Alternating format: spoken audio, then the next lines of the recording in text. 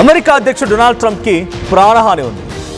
ఏ క్షణమైనా ట్రంప్ని హతమారుస్తామని చెప్పి ఒకవైపు ఇరాన్ హెచ్చరికలు జారీ చేస్తున్న నేపథ్యంలో ఇరానియన్ స్లీపర్ సెల్స్ అంటే లెబనాన్, హెజ్బొల్లా, హమాస్ ఈ వ్యవస్థలు కానీ ఆ దేశాలు కానీ అక్కడ ఇరానియన్కి సంబంధించి స్లీపర్ సెల్స్ చాలా పెద్ద మొత్తంలో ఉన్నారు.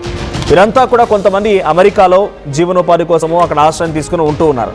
అయితే నిన్న ఆయమాన్ అనేటువంటి ఒక యువకుడు ఇజ్రాయెల్కి సంబంధించి టెంపుల్ ఇజ్రాయెల్ ప్రార్థనా మందిరం, అమెరికాలో ఉన్నటువంటి టెంపుల్ ఇజ్రాయెల్ అనేటువంటి ప్రార్థనా మందిరంలోకి చాలా పెద్ద మొత్తంలో తన ట్రక్ మొత్తంలో కూడా పేలుడు పదార్థాలు నింపేసుకొని చేతిలో గన్లు పట్టుకొని లోపలికి వెళ్ళిపోయాడు. సో అక్కడ ప్రతీకారం తీర్చుకుంటున్నాను అని చెప్పి ఇరాన్, లెబనాన్కి సంబంధించినటువంటి బాధితుల యొక్క ప్రతీకారం నేను తీర్చుకుంటున్నానని చెప్పి ఆయమాన్ అంటున్నాడు. అసలు ఏం జరిగిందనంటే మిచిగాన్లోని టెంపుల్లో ఇజ్రాయెల్ ప్రార్థనా మందిరం పైన అటాక్ జరిగింది. సో ఇక పేలుడు పదార్థాల వాహనంతో లోపలికి తీసుకెళ్లాడు ఆ వ్యక్తి. సో కాల్పులు జరిపే ప్రయత్నం కూడా చేశాడు ఆయమాన్ గజ్లే. సో పోలీసుల కాల్పులో ఆయమాన్ ఇప్పుడు మరణించినట్టు తెలుస్తోంది. యుద్ధంలో లెబనాన్పై ఇజ్రాయెల్ ఎయిర్ స్ట్రైక్ చేయడంతో ఆయన కుటుంబం మొత్తం కూడా లెబనాన్లో చనిపోయింది. లెబనాన్లో తన కుటుంబం మొత్తం కూడా చనిపోవడంతో ఇప్పుడు దానికి ప్రతీకారంలో భాగంగా తన కుటుంబాన్ని కోల్పోయినటువంటి ఈ వ్యక్తి సో ఇజ్రాయెల్పై ప్రతీకారం తీర్చుకోవాలి, అమెరికాపై ప్రతీకారం తీర్చుకోవాలని చెప్పి టెంపుల్ ఇజ్రాయెల్ ప్రార్థనా మందిరం పైన దాడి చేయడానికి పేలుడు పదార్థాలతో గన్తో వెళ్ళిపోయి ఫైరింగ్కి తెరలేపాడు. అయితే ఈ ఫైరింగ్ పసిగట్టిన పోలీసులు వెంటనే ఆయన అదుపులోకి తీసుకున్నారు. స్పాట్లోనే ఆయన పైన కూడా పాయింట్ బ్లాంక్లో పేల్చడంతో హతమై స్పాట్లోనే మరణించాడు. దాడికి ముందు కుటుంబీకుల ఫోటోలను కూడా స్టేటస్ పెట్టాడంట. సో ఒకసారి అది కూడా చూద్దాం. సో ఇక్కడ మనం ఫోటోలో చూస్తున్నాం ఆయమాన్ గజ్లే తన ఫోటో కనబడుతోంది. సో తన ఫోటోలో చూస్తుంటే చాలా క్లియర్గా ఆయన లెబనాన్కి సంబంధించినటువంటి దాడిలో తన కుటుంబం మరణించిన తర్వాత ఆయన దాడి చేసినటువంటి వ్యక్తి స్లీపర్ సెల్ అని చెప్పి ఇప్పుడు అమెరికా చెప్తోంది. ఎస్, ఇక్కడ మన ఫోటోలో చూస్తున్నాం. సో తన పాప సో వాళ్ళ ఫోటో స్టేటస్ పెట్టుకున్నాడు.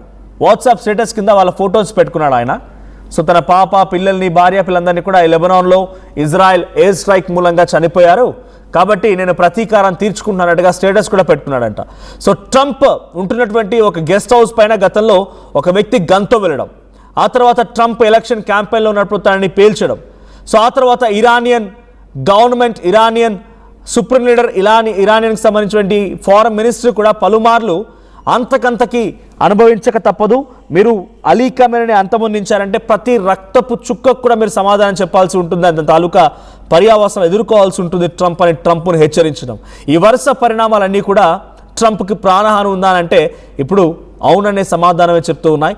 డైరెక్ట్గా ఆయమాన్ అనే వ్యక్తి డైరెక్ట్ ట్రంప్పై అటాక్ చేయకపోయినా ఆ స్థాయిలో అమెరికాలో పేలుడు పదార్థాలని సమకూర్చుకోగలిగాడు, గన్ని సమకూర్చుకోగలిగాడు. ఆ పేలుడు పదార్థాలు గన్తో వెళ్ళిపోయి టెంపుల్ ఇజ్రాయెల్ పైన చాలా భయంకరమైన దాడికి ప్రయత్నించాడంటేనే ఇక్కడ ట్రంప్కి ఎటువంటి థ్రెట్ ఉందో అర్థమవుతోంది.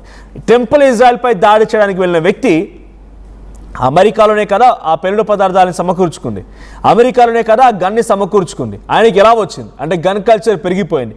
కేవలం ఇక్కడ ఉన్నటువంటి దాంట్లో లెబనాన్కి సంబంధించినటువంటి ఆయమానే కాదు, ఇరాన్కి సంబంధించిన వారు ఉన్నారు, ఇరానియన్స్ కాలనీస్ ఉన్నాయి.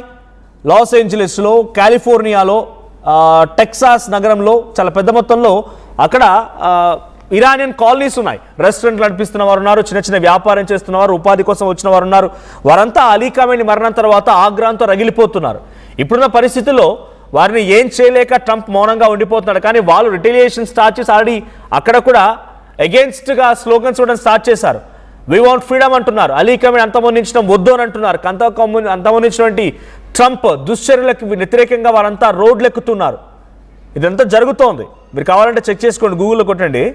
టెక్సాస్ నగరంలో, కాలిఫోర్నియాలో, లాస్ ఏంజలస్లో ఇరానియన్ పబ్లిక్ రెవల్యూషన్ స్టార్ట్ చేశారా, రిటెలియేషన్ స్టార్ట్ చేశారా, వాళ్ళ స్లోగన్ స్టార్ట్ చేసి ట్రంప్కి వ్యతిరేకంగా మాట్లాడుతున్నారని మీరు చెక్ చేస్తే డెఫినెట్గా ఆ సిచ్యువేషన్ కనబడుతోంది.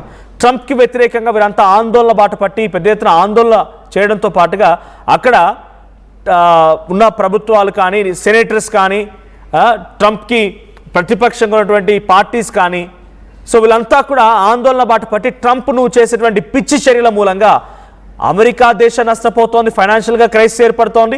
ప్రపంచ దేశాలు అల్లకల్లోలమైన వాతావరణం ఉంది. ప్రపంచ దేశాలను కూడా అమెరికాని ఒక శత్రు దేశంగా చూస్తూ ఉన్నాయి. సో నువ్వు వెంటనే విరమించుకోవాలని చెప్పి ప్రతిపక్షాలు కూడా ఇరానియన్స్ పీపుల్స్తో కలిసి వాళ్ళు కూడా ఆందోళన బాటపడుతున్నారు. సో ట్రంప్కి ప్రాణహాని ఉండడానికి చాలా నిదర్శనంగా మనం ఆయన చెవు పైన బుల్లెట్ గాయాన్ని చూసాం ఎలక్షన్ సమయంలో. ఎలక్షన్ క్యాంపెయిన్ ఆయన పాల్గొన్నప్పుడు ఆ తర్వాత డైరెక్ట్గా ఆయన గెస్ట్ హౌస్లో ఉండగా, తర్వాత ఆయనకు సంబంధించిన అత్యంత సన్నిహితుడిగా ఒక స్టూడెంట్ లీడర్ని ఒక యూనివర్సిటీలో ఆయన గన్ కల్చర్ పైన మాట్లాడుతుండగా ఆయనని పాయింట్ బ్లాంక్లో పేల్చడం పైన ఇలా వరుస సంఘటనలన్నీ కూడా డొనాల్డ్ ట్రంప్కి హెచ్చరికలుగానే ఉన్నాయి. సో డొనాల్డ్ ట్రంప్ని హతమారుస్తామని చెప్పి ఇరానియన్ హెచ్చరించడం, లెబనాన్కి సంబంధించిన ఒక వ్యక్తి ఈరోజు డైరెక్ట్గా అమెరికాలో టెంపుల్ ఇజ్రాయెల్ ప్రార్థనా మందిరం పైన దాడి చేయడం, ఇవన్నీ కూడా వరుస క్రమంలో ట్రంప్కి కొంత సిచ్యువేషన్ ఇక ట్రంప్కి మూడిందన్న రకంగానే మనం భావించాలి. బట్ ఆయన అమెరికా అగ్రరాజ్యానికి సంబంధించి అధ్యక్షుడు కాబట్టి అంత సెక్యూరిటీ ఫోర్స్తో ఆయన ఎటువంటి పరిస్థితి అయినా కూడా అంచనా వేయగలుగుతున్నాడు, తన వరకు రాకుండా అడ్డుకోగలుగుతూ ఉన్నాడు. సో ఇప్పుడు ట్రంప్ ఈ అటాక్ తర్వాత ఇజ్రాయెల్ని మరింతగా కొంత ప్రోత్సహించి లెబనాన్, సిరియాలపై ఇంకా ఎటువంటి దాడులు జరుగుతాయి, లెబనాన్ ప్రాంతంలో ఇటువంటి స్లీపర్ సెల్స్ ఇంకెవరైనా అమెరికాలో ఉంటే వారు ఎలా గుర్తిస్తారో చూడాలి.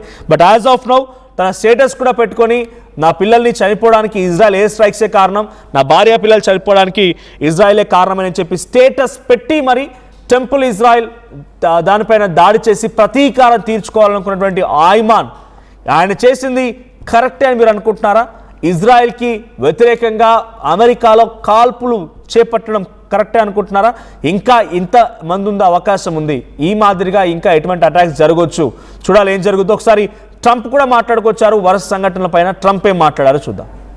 I want to send our love to the Michigan Jewish community and all of the people in Detroit area following the attack on the Jewish synagogue early today, and I've been fully briefed, and it's a terrible thing, but it goes on. We're going to be right down to the bottom of it. It's absolutely incredible that things like this happen. Before we begin, I want to send our love to the Michigan Jewish community and all of the people in Detroit area following the attack on the Jewish synagogue early today, and I've been fully briefed, and it's a terrible thing, but it goes on. We're going to be right down to the bottom of it. It's absolutely incredible that things like this happen. Before we begin, I want to right ఆయన ఏం చెప్తున్నారంటే before I start with ఆయన ఏమంటున్నారంటే మిచిగాన్లో జరిగినటువంటి ఈ కమ్యూనిటీకి సంబంధించినటువంటి వారిపై అటాక్ జరగడాన్ని చాలా తీవ్రంగా ఖండిస్తున్నాను. ఇది ఇంక్రెడిబుల్ సిచ్యువేషన్, ఎవరు గమనించలేనిది, ఎవరు ఊహించలేది. సో ఈ అటాక్ని మేము ఎప్పటికప్పుడు ఇంకా కట్టుదిట్టం చేస్తాం, ఇటువంటి అటాక్ జరగకుండా చూస్తామని చెప్తూ మై లవ్ టు యూ అని చెప్పి వారికి సపోర్ట్గా నిలబడుతున్నట్టుగా ఆయన మాట్లాడుకొచ్చారు. సో మిచిగాన్ ప్రాంతంలో టెంపుల్ ఇజ్రాయెల్ ప్రార్థనా మందిరంలో జరిగిన ఈ అటాక్ పైన ట్రంప్ కూడా రియాక్ట్ అయ్యారంటే ఎంతటి స్థాయిలో ఇప్పుడు అమెరికా అధ్యక్షుడు డొనాల్డ్ ట్రంప్ ఉన్నారు, ఆయన రిటిలియేషన్ ఏ రకంగా ఉండబోతోంది, ఇంకా ఇజ్రాయెల్ రెచ్చగొట్టి ఇజ్రాయెల్ ప్రోత్సహించి లెబనాన్, సిరియాలపైన ఎటువంటి విధంగా దాడి చేయబోతుండటంతో పాటుగా అమెరికాలో స్లీపర్ సెల్స్ ఎలా ఫైండ్ అవుట్ చేస్తారో చూడాలి. అమెరికాలో ఇరానియన్ పీపుల్ నుంచి ఆయనకు హెచ్చరికలు ఉన్నాయి. అమెరికా స్లీపర్ సెల్స్ లెబనాన్, సిరియాలకు సంబంధించినటువంటి ఆ దేశస్తుల నుంచి హెచ్చరికలు ఉన్నాయి. ఈ హెచ్చరికలు అనేవి ట్రంప్ ఎలా ఎదుర్కొంటారు, వాటిని ఎలా కంట్రోల్ చేయగలుగుతారో చూడాలి.